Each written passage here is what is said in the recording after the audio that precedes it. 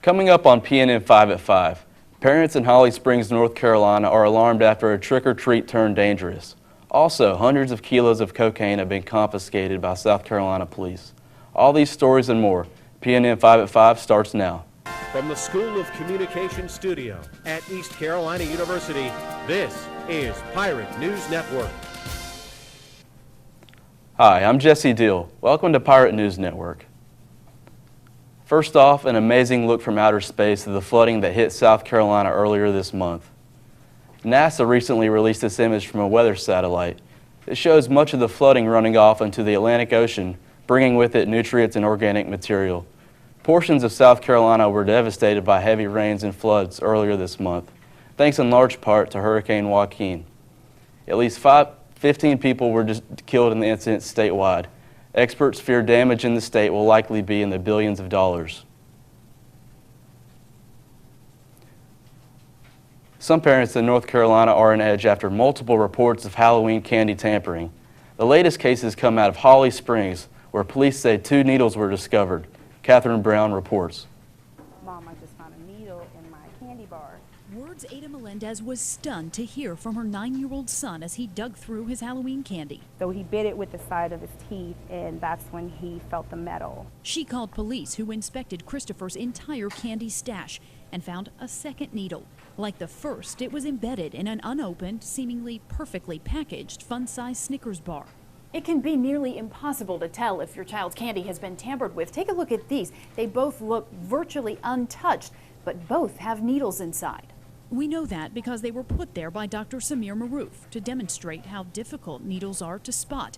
After multiple reports of needles in candy from Holly Springs to Roxborough, Charlotte, and Philadelphia, his office, AFC Doctors Express, began offering free candy x-rays. We'll be able to tell within minutes to see if there's anything in the candy that shouldn't be there. He says it's safe, and police say it's a good idea if you plan on keeping any candy. We would like to know if there are other bars out there, of course, but not at the expense of a child being injured. So, you know, maybe a good idea just to discard this. As for Melendez, it's all taking an emotional toll. Just not being able to protect my son, my children, makes me feel helpless that I can't protect them. The presidential battle for the GOP field continues to heat up. A new national poll shows Donald Trump and Ben Carson leading the Republican field. The survey conducted by Fox News was performed after the CNN debate. 26% of those surveyed said they supported Trump, while 23% gave their support to Carson. Senators Marco Rubio and Ted Cruz pulled in 11% each. All the other candidates garnered 4% or less. The next GOP debate will take place on November 10th on Fox Business Network. A North Carolina mom is on the mend after being shot twice inside her home during a burglary. Family members say the suspects likely didn't expect the National Guard combat medic to fire back. Mark Beckler reports. It's definitely a shock to everybody.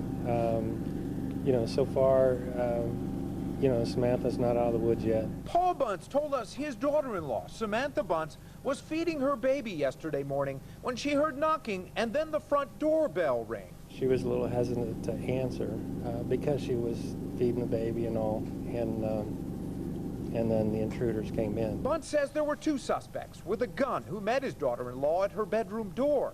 They had no way of knowing that she had a military background, and when those suspects fired, she fired back. Police aren't saying if they were hit, but they said Bunce was shot in the chest. The victim, you know, she made it through surgery, and she seems to be doing, you know, pretty well. This afternoon, Captain Chuck Henson told us they've added extra patrols to reassure a neighborhood that's been on edge since that shooting. There have only been 3 break-ins here since the year began, and none that's led to the kind of violence they saw yesterday. And that's why Captain Henson says detectives are pushing hard for answers in this one. This investigation's going full force ahead. You know, they're working it very, very hard. And I'm very confident that, you know, we'll have an arrest in it at some point. Federal and state authorities in South Carolina say they've busted up a drug smuggling operation that brought in huge amounts of cocaine into the middle part of the state. Over $500,000. The probe started last year, stretched across at least 6 counties, and ended with the arrest of 19 people. Authorities seized more than 40 guns, a number of vehicles, and over $500,000 in cash. Authorities say hundreds of kilos of cocaine were smuggled into the U.S. using tractor-trailer trucks. They say much of it landed in Atlanta, where it was then funneled into South Carolina. The U.S. Attorney's Office say this bust established a connection between Mexican drug cartels and gang activity in South Carolina. And now for your 8-day weather forecast for Greenville.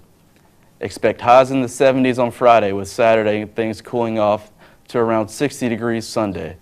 There's a 60% chance of rain Saturday with scattered thunderstorms throughout the day. The temperature could drop to the lower 40s early Monday morning. Between Monday and Thursday, expect highs in the mid-60s, with highs reaching the lower 70s by Thursday. Lows will remain in the lower 50s throughout the week. That's all we have tonight. Tune in next time, and thanks for watching Pirate News Network.